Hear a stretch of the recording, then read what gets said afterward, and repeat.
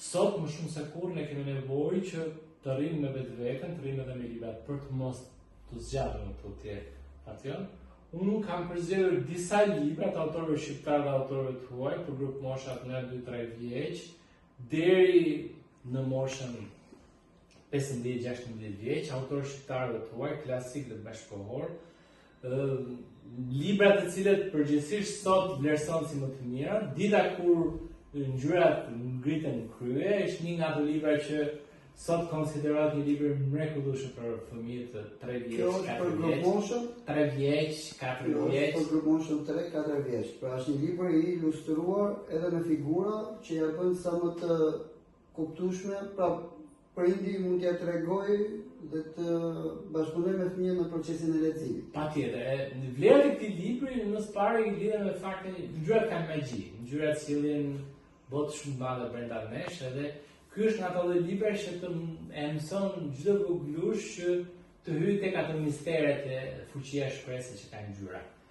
Një libër tjetër është Tigri që erdhi për çaj. Tigri që erdhi për çaj është Judy Hare, është një autore tashmë klasike. Libri që ndërprer një fabull shumë të thjeshtë, a erdhi apo nuk erdhi Tigri për çaj, dhe kur e lexon për fëmijë të grup moshave 3 apo 4 vjeç, besoj se të gjithë do të mrekullohen. Dr. Seuss Dr. Seuss është një nga autorët më të mëdhenj, do thoya, të letërsisë për fëmijë të grup moshave 3, 4, 5 vjeç.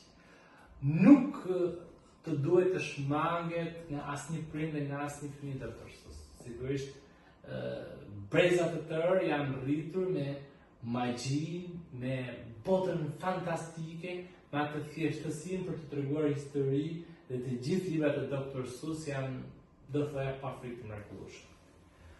Do kaloj tek disa autorë shqiptar, kam zgjedhur librin e parë të Majlinda Gonxhe Lekës, ka 22 lojra. Faktikisht jona në institucion. Faktikisht ne kemi harruar të luajmë.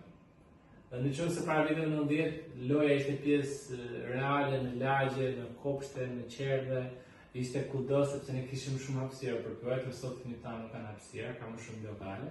Dhe ky është një libër që na kthen tek një nga aktivitetet më bazike dhe më thelbësore të jetës jonë, e loja. Janë 22 lojra të cilat Majlinda i ka përzgjedhur me shumë kujdes, unë do ta falenderoj shumë. Janë libra që vinë në shqip-anglisht dhe sidomos për fëmijët e migrantë. Për një mrekullueshme, ne kemi promovuar disa herë në intervistat më përpashme, është për vërtet një punë e mrekullueshme. Është një punë fantastike. Unë përveç Majlindës sigurisht nga autorët e letërsisë për fëmijë, vlerësoj shumë Rudina Çupin, e cila është autore e shumë teksteve për fëmijë, është edhe përkthyese po ashtu, ka bërë edhe redaktimin dhe teksteve shkollore. Rudina ka sjell shumë libra për që nga parashkollori, që nga kopshti, po edhe në klasat e para, dyta, treta. Rudina e sprovon secilin prej fëmijëve jo vetëm thjesht të njihet me botën e fantazisë, me fjalën, po edhe me lojra gjuhësore. Duke qenë një eksperte shumë e mirë e gjuhës, të gjithë librat e Rudinës besoj se e ndihmojnë fëmijën që ta kuptojnë më mirë shqipën, ta flasë më mirë shqipën. Po kemi Tasim Gjokutaj. Po Tasim Gjokutaj është një klasik tashmë i letërsisë për fëmijë dhe vjershat ngelin ende shumë të shijuara dhe Tasim Gjokutaj padyshim që është nga autorët më të mirë sot, që edhe frymëzon sot. Sepse ka shumë rëndësi, ne jemi janë kohës tonë dhe çdo autor rock se ndërton frymën e kohës dhe fëmijët besoj që Tasim Gjokutaj do të ndjejnë shumë.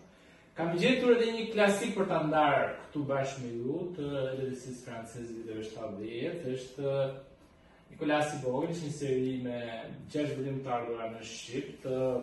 Gos Kyni është një autor i famshëm dhe edhe SNT është një nga karikaturistët që edhe ka bërë edhe personazhin e